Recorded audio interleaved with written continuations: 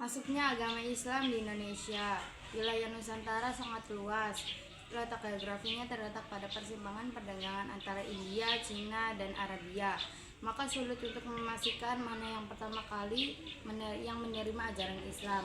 Oleh karena itu, ada beberapa teori tentang masuknya agama Islam di Indonesia, sebagaimana diungkapkan oleh Ahmad Mansur Suryanegara di buku Api Sejarah Jilid. Teori-teori tersebut adalah A. Teori Gujarat. Menurut teori ini, bahwa ajaran agama Islam tidak masuk ke Indonesia dengan cara-cara ajaran tasawuf yang dikembangkan di Gujarat, India. Kerajaan wilayah Samudra Pasai adalah wilayah daerah pertama yang pertama kali menerima ajaran Islam pada abad ke-13 Masehi. Oleh Profesor Dr. Buya Hamka, menurutnya Islam masuk ke Nusantara pada abad ke-7 Masehi. Berdasarkan berita Cina dinasti Tang, ditemukan wilayah permukiman para saudagar Arab di wilayah pantai barat Sumatera. Dari sinilah disimpulkan bahwa Islam masuk ke Nusantara melalui para saudagar yang berasal dari Arab. Dari Persia oleh Profesor Dr. Hussein Jajadiningrat, menurutnya Islam masuk dari Persia bermazhab Syiah. Teori ini didasarkan pada sistem mengeja bacaan Al-Quran, terutama di Jawa Barat yang menggunakan ejaan Persia. Teori ini dipandang lemah karena tidak semua sistem penganut baca tersebut menggunakan sebagai penganut Syiah. Teori Cina oleh Profesor Dr. Slamet Muljana. Menurut Slamet Muljana, Sultan Demak merupakan keturunan Cina. Lebih dari itu, menurut Wali Songo juga merupakan keturunan Cina.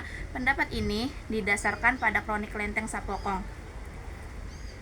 Misalnya, Sultan Demak Panembahan Fata dalam kronik Lenteng Sampokong bernama Panembahan Jinbun. Teori maritim oleh N.A. Balok.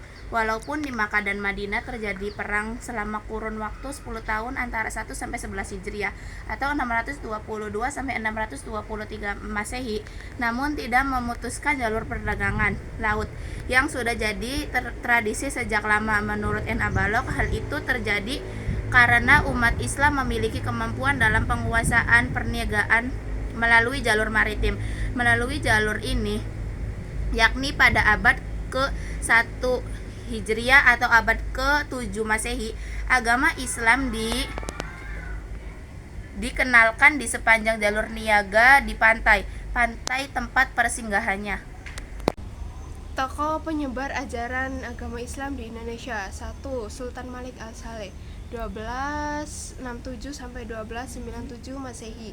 Sultan Malik Al-Saleh adalah pendiri pertama di Samudra Pasai.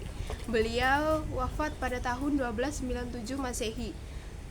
Dan kepemimpinan Samudra Pasai digantikan oleh Sultan Malik Al-Zahir 1297 Masehi sampai 1326 Masehi.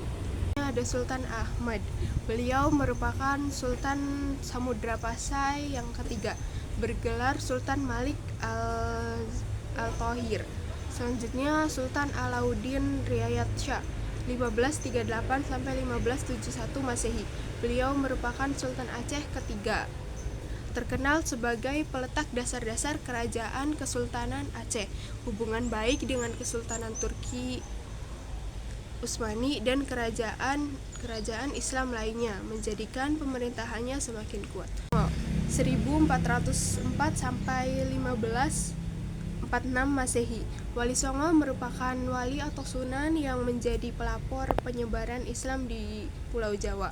Mereka menggunakan berbagai saluran dakwah, di antaranya kebudayaan, politik, pernikahan, pendidikan. Sultan Alauddin memiliki nama asli yaitu Mangarangi Daeng Mandrabia, dinobatkan sebagai Raja Goa pada usia 7 tahun. Beliau merupakan ulama penyebar ajaran Islam yang berjasa di Sulawesi Selatan. Datuk Tunggang Parangan. Beliau merupakan ulama Minangkabau yang berdakwah di Kutai Kartanegara. Sultan Zainal Abidin. Beliau memerintah Kesultanan Ternate pada kurun waktu 1486 sampai 1500 Masehi.